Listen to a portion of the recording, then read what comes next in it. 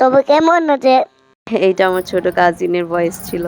যাই হোক, পয়লা বৈশাখের ড্রেস মেক করার পর আমার কিছু বাতিল কাপড় রয়ে গিয়েছিল, ওগুলো দিয়ে আমি পয়লা বৈশাখের জন্য 2 জোড়া চুড়ি মেক করেছি আমার আর আমার কাজিনের জন্য। আপনারাও চাইলে আপনাদের বাতিল কাপড় দিয়ে সুন্দর হ্যান্ডমেড চুড়ি মেক করতে পারেন। তো চলুন শুরু করা যাক। আসসালামু আলাইকুম everyone, this is Shanta from Shanta's diary. এই সুন্দর হ্যান্ডমেড চুড়ি বানানোর জন্য প্রথমেই যে জিনিস প্রয়োজন সেটা হলো বাতিল চুড়ি। আপনারা চাইলে চুড়ি বেস ইউজ করতে পারেন, কিন্তু আমার কাছে যেহেতু অনেকগুলো বাতিল চুড়ি ছিল আমি এগুলোই ইউজ করতেছি। তো আমি যেহেতু একটু মোটা টাইপের বানাবো তাই 3-4টা চুড়ি একসাথে করে দেন গ্লু গান দিয়ে লাগিয়ে নিচ্ছি। এখানে আমি গ্লু গান ইউজ করতেছি, আপনারা চাইলেও যে কোনো গ্লু ইউজ করতে পারেন।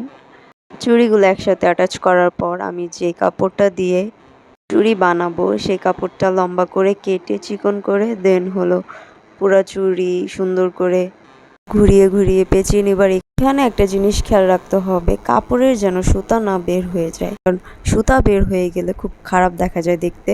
পেঁচানোর সময় অবশ্যই এটা খেয়াল রাখতে হবে, সুতার যেই সাইডটা দেখা যাবে ওই সাইডটা আমরা ভিতরের দিক ঢুকিয়ে দিব। তো আমি সেম ভাবে 3টা চুড়ি অ্যাটাচ করি। দুটা হলো পয়লা বৈশাখের জন্য যে ড্রেস মেক করেছি ওইটার কাপড়, আর একটা সাদা। এইখানে আপনারা আপনাদের ইচ্ছা মতো কাপড় নিতে পারেন। আমি চুড়ির উপরে দেওয়ার জন্য হাফ বিটস নিয়েছি 2 ধরনের, একটা হলো ড্রপ শেইটের আর একটা গোল, আর নিয়েছি মিরর। মিররও এখানে 2 রকমের ছিল। তো প্রথমেই আমি লাল চুড়ির মধ্যে ড্রপ শেপের যে হাফ বিটসগুলো আছে ওগুলো লাগিয়ে নিচ্ছি। এখানেও আপনার গ্লু যে কোনো ধরনের ইউজ করতে পারেন, আপনারাও চাইলে অন্য ধরনের বিটস তো ইউজ করতে পারেন। যাই হোক, এখানে দেখাই যাচ্ছে যে আমি কিভাবে বিটসগুলো ইউজ করতেছি। অ্যাকচুয়ালি আমার কাছে খুব কম পরিমাণে পুঁতি ছিল, এর জন্য আমি একটু ফাঁকা ফাঁকা করে দিচ্ছি, আপনারা একটু কাছাকাছি দিবেন, দেখতে আরও ভালো লাগবে।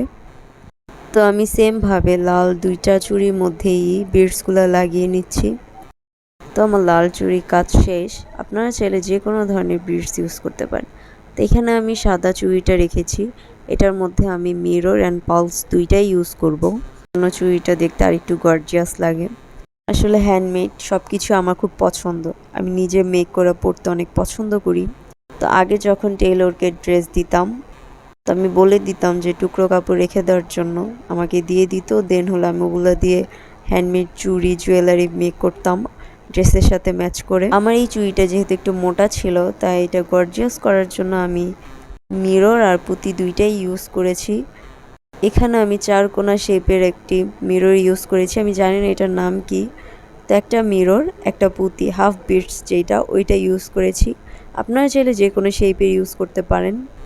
তো এইটা দিয়ে পুরোটা কভার করে নিয়েছি, আপনারা হয়তো ভিডিওতে দেখতেই পাচ্ছেন যে আমি কিভাবে করেছি। আনফর্চুনেটলি একদম অ্যাকুরেট হয়েছে পুঁতি আর মিরর। তো এইটা ছিল আমার চুড়ি যেটা আমার জন্য মেক করেছি। তো সেম আমি আমার বোনের জন্য আরেকটা করেছি, বাট একটু কাস্টমাইজ করা। তো আমি আমার কাজিনের জন্য সেমভাবে 3টা চুড়ি মেক করে, একটা সাদা আর 2টা হলো আমাদের ড্রেসের কাপড়।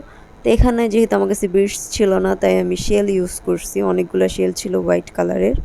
আপনারা চাইলে শেল দিয়েও করতে পারেন, এটাও অনেক ভালো লাগে। আর সাদাটার মধ্যে হলো সাদা ঝিনুক দিয়েছি, একদম হোয়াইট যেইটা।